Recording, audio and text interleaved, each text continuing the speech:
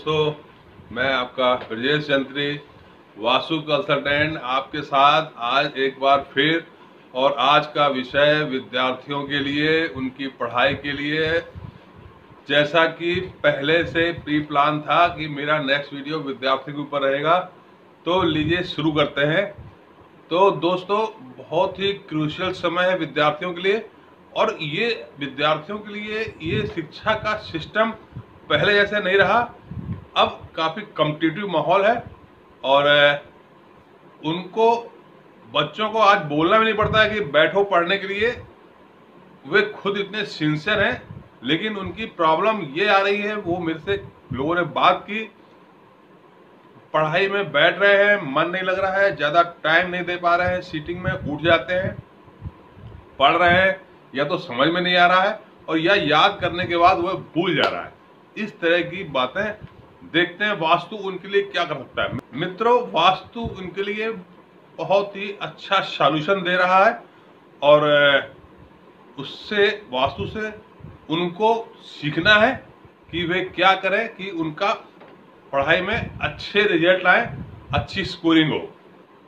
तो मैं ये चैप्टर शुरू करता हूं आपके साथ।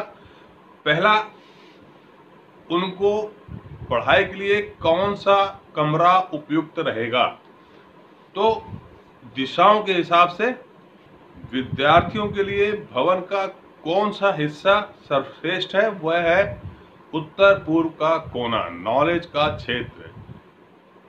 तो पूर्वी, उत्तरी कोना, ईशान कोण, या इससे लगा हुआ उत्तर दिशा, या इससे लगी हुई पूर्व दिशा, ये विद्यार्थियों के लिए श्रेष्ठ स्थान है। पूरा प्रयास करें कि इस क्षेत्र में अपना अध्ययन कक्ष बनाएं। अध्ययन कक्ष के बाद अब आता है उनके स्टडी रूम की आंतरिक रूपरेखा, इंटीरियर, आंतरिक सज्जा किस तरह होगी, फर्नीचर कैसे रहेगा। तो देखिए, आपको पूर्व या उत्तर दिशा की ओर मुख करके पढ़ने के लिए बैठना है।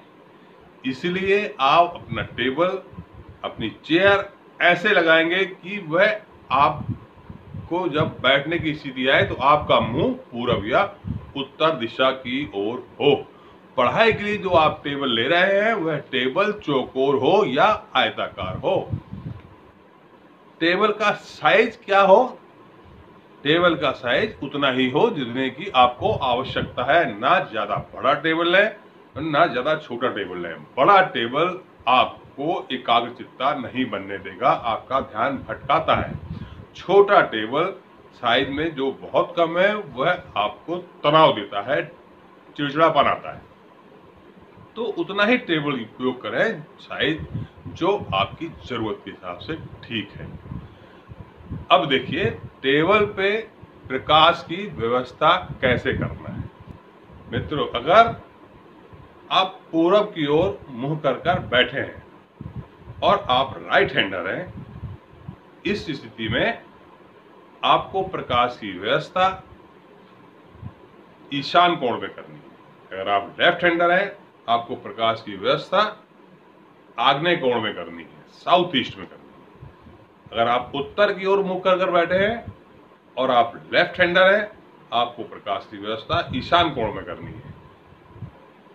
अब आप कहेंगे, ये ईशान कोण में मैं क्यों करूंगा लाइट की व्यवस्था, लेफ्ट हैंडर? देखिए, आप जिस समय, आप जिस दिशा में बैठकर पढ़ रहे हैं, आपके सामने से लेफ्ट या राइट प्रकाश उस तरफ करना है कि आपके हाथ की छाया जब आप लिख रहे हैं पेपर पर ना पड़े।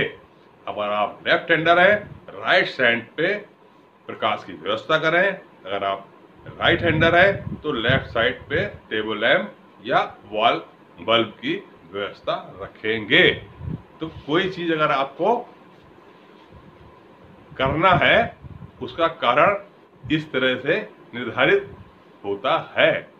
अब जब आप टेबल रखेंगे, दीवार से वह सटी हुई नहीं होनी चाहिए, थोड़ा सा हट के 2 या 3 फीट हट के होनी चाहिए। आपका मुंह बाहर दरवाजे की ओर नहीं होना चाहिए, दरवाजा आपके पेट के पीछे भी नहीं होना चाहिए। साइड में हो सकता है। ये टेबल की व्यवस्था हो गई। अब जो आप पुस्तकें उस समय उपयोग कर रहे हैं, सपोज आप फिजिक्स या केमिस्ट्री या हिस्ट्री जो विषय पढ़ रहे हैं उस विषय की संबंधित 2 या 3 बुक, 4 बुक आप अपने टेबल पर रखिए। ज्यादा किताबें आपको डिप्रेशन में डालती हैं। किताबें बाकी आप कहाँ रखेंगे? अपने बैक साइड साउथ या वेस्ट की दीवार पर एक वार्डरोब में रखेंगे और उस वार्डरोब को कोशिश करेंगे कि कवर्ड किया जाए। ये आपके स्टडी रूम की आंतरिक व्यवस्था हुई। आपके स्टडी टेबल के ऊपर और क्या हो सकता है? आपके स्टडी टेबल के ऊपर एक क्रिस्टल का कोई आर्टिकल, सबसे अच्छा आप वहां पर क्रिस्टल पिरामिड रख सकते हैं, क्रिस्टल ग्लोब रख सकते हैं, क्रिस्टल एजुकेशन टावर रख सकते हैं। क्रिस्टल पॉजिटिव एनर्जी का अच्छा स्रोत है। वह आपकी मेमोरी पावर, पढ़ाई में एकाग्रता बढ़ाता है। दीवार पर घड़ी पूर्व या उत्तर दिशा की ओर टांगी जाए, लेकिन ये ध्यान दिया जाए कि दीवार पर जहां आप घड़ी टांग रहे हैं उसके ठीक नीचे दरवाजा, कमरे का प्रवेश द्वार नहीं हो सकता। आपके शयन कक्ष पर दीवारों पर कौन सा कलर होना चाहिए? आप जिस क्षेत्र में, जिस भवन के सेक्टर में पढ़ रहे हैं, ज्यादातर आप ईशान कोण का चयन कर रहे हैं। इस दिशा पर आप ऑफ वाइट, ग्रीन कलर, हल्का पिंक कलर, हल्के कलर का उपयोग करेंगे। लाइट ग्रीन भी उपयोग कर सकते हैं।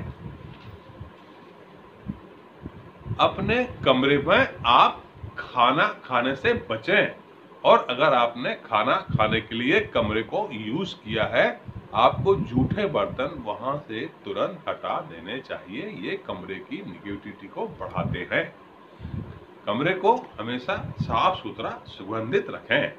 आपके पढ़ने के लिए रुचिकर होगा। अब देखिए, बात करते हैं, जब आप शिकायत कर रहे थे कि आप पढ़ने में ज्यादा देर मन नहीं लगा पाते हैं और आप बार बार वहां से उठते हैं।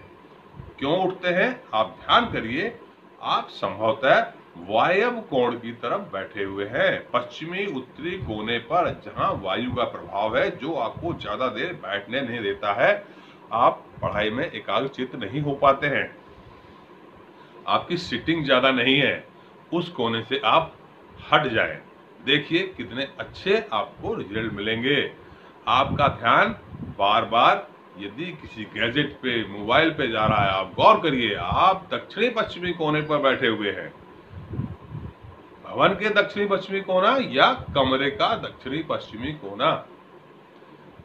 तो इस तरह अगर आप साउथ ईस्ट में बैठे हुए हैं, आप चिड़चिड़े हो रहे हैं, कोई आता है उससे आप लड़ने लगते हैं, उन कोनों से हट जाइए। देखिए, अब आप अपने जिस भी कमरे में हैं, अगर आपको उत्तर पूर्व के कोने में, उत्तर में या पूर्व में अपना पढ़ाई के लिए कमरा नहीं मिल पा रहा है, आप दूसरे कमरे का उपयोग करें, लेकिन अपने पढ़ाई के लिए उस कमरे के इसी सेक्टर का चयन करें, नॉर्थ ईस्ट या नॉर्थ, और देखें कितना आपको उसमें फायदा या फर्क महसूस हो रहा है। निश्चित अच्छे परिणाम मिलेंगे। दोस्तों, छात्रों, आपके लिए पढ़ने के लिए सबसे अच्छा समय ब्रह्म मुहूर्त सुबह 4, साढ़े 4 बजे से 10 बजे तक का समय है। इस समय का आप अवश्य उपयोग करें। आपके दीवारों पर किस तरह के चित्र होने चाहिए?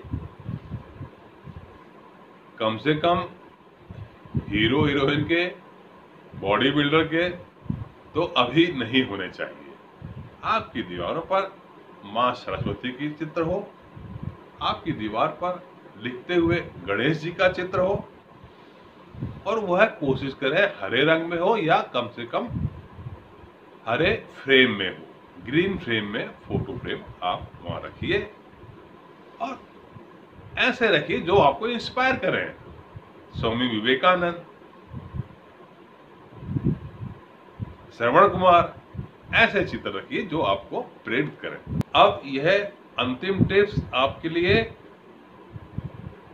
हालांकि यह सबके लिए उपयोगी है, लेकिन अभी हम बात कर रहे हैं विद्यार्थियों के लिए। और विद्यार्थियों के लिए दिशा श्रेष्ठ है पूर्व की। उन्हें सोते समय पूर्व की ओर सिर करके सोना चाहिए। हालांकि सर्वश्रेष्ठ दिशा जिस ओर सिर करके सोना चाहिए वह है दक्षिण की दिशा। हमारे बॉडी में जो मैग्नेट है उसके हिसाब से हमारा सिर उत्तर ध्रुव का काम करता है, तो हमें सोना चाहिए दक्षिण की ओर सिर करके। लेकिन विद्यार्थियों के लिए यह श्रेष्ठ दिशा है पूर्व की ओर, वह ज्ञान की दिशा है। तो दोस्तों, छात्रों के लिए आज का सेशन समाप्त होता है और उम्मीद है वे इस एपिसोड से अवश्य लाभान्वित होंगे। मेरी शुभकामनाएं। आपका ब्रजेश यंत्री। नमस्कार।